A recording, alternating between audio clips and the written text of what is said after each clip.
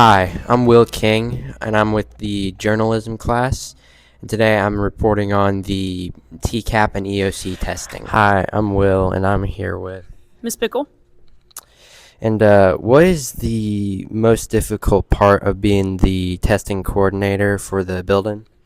For high school, it's mainly trying to make sure that all the teachers, the proctors, the test administrators, that their classes are covered. So if we're testing and we spill over from first block into rocket time or second block, making sure that I've got other teachers to cover those classes, and trying to put all that the pieces of that puzzle together. For middle school, the hardest part for me for them is different groups that I have to set up in the testing platform because there's quite a few groups in middle school that have to test. Have there been any issues with testing so far? The first day of testing, we had seventh graders in the main gym, and we didn't have a large enough access point, so a router for our internet service. So seventh graders, some of them would get started, and as more would sign on, it would kick others off.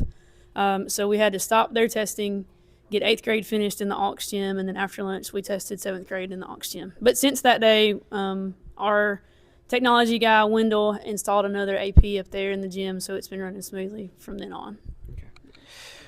What does the testing schedule look like for the next few days? So middle school finishes up today.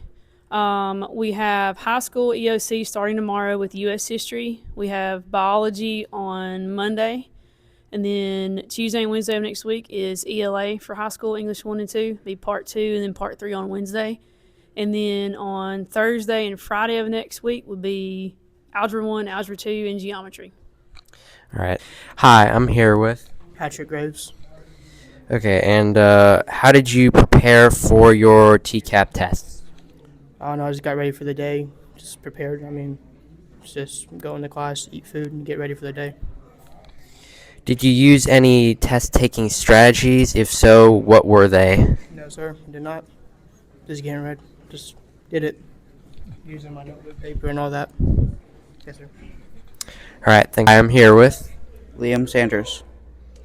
Okay, and how did you prepare for your TCAP tests? Well, all of our teachers gave us study guides to fill out. I filled them out and then turned them in for some extra credit. And then I reviewed the materials that they gave us, like the books and that stuff. So I went over the school books, the TCAP review books that they gave us and that stuff, just to figure out some of how things worked with this stuff. And did you use any test-taking strategies? If so, what were they?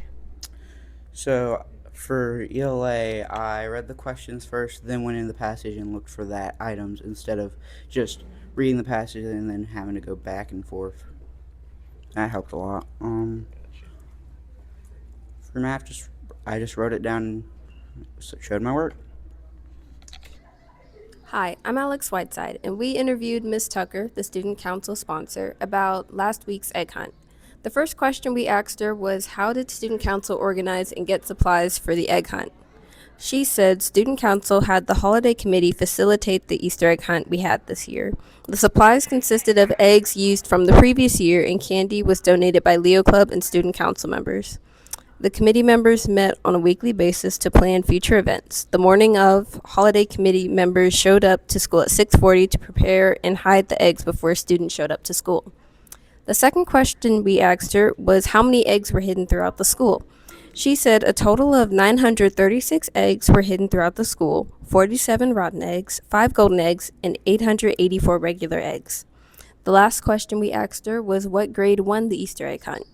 She said the winners of the egg hunt were the junior class. They earned a total of 197 points. Hi, my name is Kate Hargrove, and we interviewed a junior sponsor about a problem last weekend.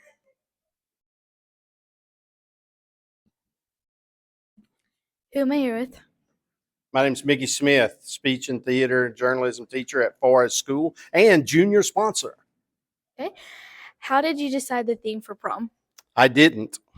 The prom committee was made up of about a half dozen juniors, 7 or 8, and then they got the prom catalogs from a company called Anderson's.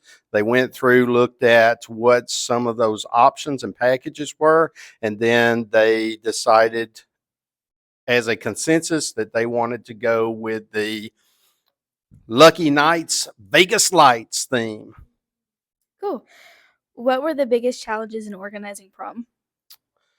It's a lot of parts that go into prom. So there's keeping track of everybody who's purchasing a ticket, who their date is, whether or not they had cookie dough money covering their purchase of their ticket. And then you get into all of the decisions that have to be made about decorations, things like that. So there's lots of little parts that have to go together. It's one of those many hands make light work situations. Cool. What part of prom planning are you most proud of? I would say the overall decorations, the look of everything. They worked really hard at getting all of the stuff put together. They got there at 6:30 that morning, the day of prom, and within a couple of hours had all of it put up. They had all the tables decorated. They had all the big archways and the sequence panels and everything put together. And then after that, they had to go get themselves ready. So that's the part I'm most proud of. Thank you. Thank you. My name's Sheldon Cox. I'm here with Inside Forrest. I'll be asking a couple questions about the mural of 2025. Okay, who am I here with? Madison LeMay. I'll be asking a couple questions about the mural. How long have you guys been working on it? About 5 weeks. What is the message you guys are bringing with it? We're trying to showcase that everyone in the senior class is different and that we all have our individual traits and hobbies, but we're still together as a class. What made you think of this? It sounds stupid, but it actually came to me in a dream. Like, I thought about it and I thought it'd be a good idea, and then all of my friends were basically like, yeah, you have to do that. So